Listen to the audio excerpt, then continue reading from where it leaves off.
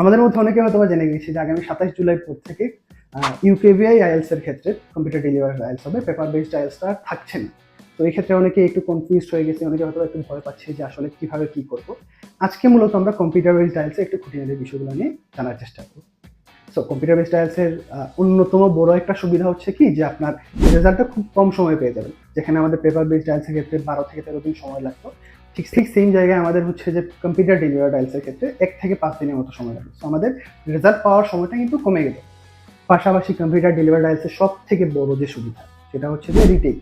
আপনি যদি কোনো মডিউলে খারাপ করেন, সাপোজ আপনি রিডিংয়ে খারাপ করছেন, আপনার রিডিংয়ে ডিজায়ার্ড স্কোরটা আসে নাই, আপনি চাইলে কিন্তু এটাকে আবার রিটেক দিতে পারবেন এবং রিটেক দিয়ে আপনার স্কোরটাকে বাড়াতে পারবেন, যেটা হচ্ছে খুবই ভালো একটা পজিটিভ সাইড আমি বলতে পারি।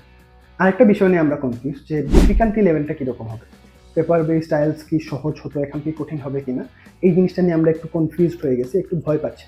তো তাদের জন্য আমরা বলতে চাই যে computer delivered IELTS, paper based IELTS দুটোটার ডিফিকাল্টি লেভেল সেম থাকবে। বিষয়টা কখনো এরকম হবে না যে কম্পিউটারে এক্সাম দিলে আপনার এক্সামগুলো কঠিন হবে বা পেপারে এক্সাম দিলে সহজ হবে, জিনিসটা কখনো এরকম হবে না। ডিফিকাল্টি লেভেল সবসময় সেম থাকবে। এখন আমরা যদি মডিউল ওয়াইজ আলোচনা করি, মডিউল ওয়াইজ আমরা চিন্তা করতে পারি যে স্পিকিংটা কীরকম হবে। স্পিকিংয়ের ক্ষেত্রে আমরা আশা রাখতে পারি যে স্পিকিংটা আগের মতোই হবে, ফেস টু ফেস এক্সাম হবে। তো এই ক্ষেত্রে খুব বেশি একটা ব্যতিক্রম আমরা হয়তো বা দেখবো না, কিন্তু ব্যতিক্রম দেখবো লিসনিংয়ের ক্ষেত্রে। লিসনিং অবভিয়াসলি আমাদের কানে একটা হেডফোন থাকবে, আমরা পিসির সামনে বসবো, বসে পরীক্ষা দিব।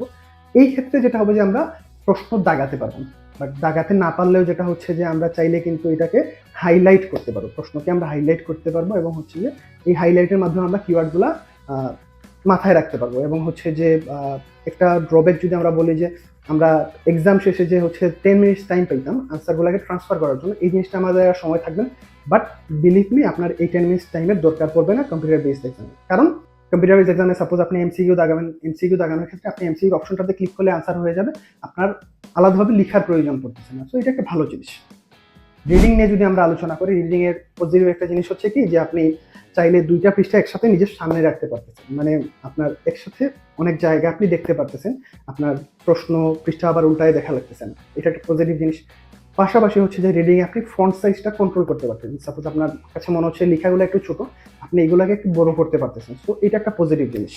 এবং হচ্ছে যে আপনি রিডিং এর ক্ষেত্রে যেটা করতে পারবেন, আনসারগুলো কপি করে নিয়ে আনসার বক্সে বসাতে পারবেন। এই ক্ষেত্রে আপনার স্পেলিং মিস্টেক হওয়ার সম্ভাবনাটা অনেক কমে যাবে।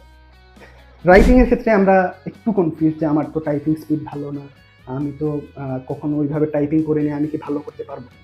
তো এই ক্ষেত্রে আমি সবাইকে একটু সাজেস্ট করবো যে আপনি চাইলে হচ্ছে 10-15 দিন একটু টাইপিং এর প্র্যাকটিস করেন, আশা করি আপনি ভালো করতে পারবেন। কারণ আপনি চিন্তা করে দেখেন, আপনার যদি হচ্ছে যে 1 ঘন্টা মানে 60 মিনিট সময়, 60 মিনিটে টাস্ক 1 টাস্ক 2 মিলে হচ্ছে যে অ্যারাউন্ড 400 ওয়ার্ডের মতো লেখা লাগতেছে বা টাইপ করা লাগতেছে। তো প্রতি মিনিটে আপনার 10টা ওয়ার্ডেরও কম ওয়ার্ড টাইপ করা লাগতেছে। সো এটা খুব বেশি ডিফিকাল্ট হওয়ার কথা না। আপনার হয়তো বা নার্ভাসনেস কাজ করতেছে নিজের মধ্যে, বাট আপনি যদি হচ্ছে যে কয়েকদিন প্র্যাকটিস করেন, এই জিনিসটাকে আপনি ওভারকাম করতে পারবেন, এটাতে কোনো অসুবিধা হবে না।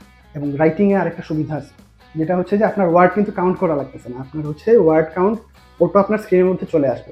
তো আপনার 250 ওয়ার্ড হচ্ছে কিনা, 150 ওয়ার্ড হচ্ছে কিনা, এটা আপনি স্ক্রিনের মধ্যে দেখতে পারতেছেন। এবং টাইমার, রাইটিংয়ে কিন্তু আপনার স্ক্রিনের মধ্যে টাইমার থাকবে, আপনি হচ্ছে টাইম কত সময় বাকি আছে এটার জন্য আপনার বারবার চিন্তা করা লাগবে না, আপনার স্ক্রিনের মধ্যে বাদ বাকি জিনিসগুলো দেখতে পাবেন। So paper based IELTS, computer based আইএলসের মধ্যে অনেক কিছুই আছে যেগুলো আপনাকে কনফিউজ করবে, বাট আপাতত আমরা ভয় না পেয়ে জিনিসগুলো, পজিটিভ জিনিসগুলো নিয়ে কাজ করে, অনেক সুবিধা আছে কম্পিউটার বেসড আইএলসের ক্ষেত্রে, এগুলোতে ফোকাস করে ইনশাল্লাহ আমরা ভালো করবো। ধন্যবাদ।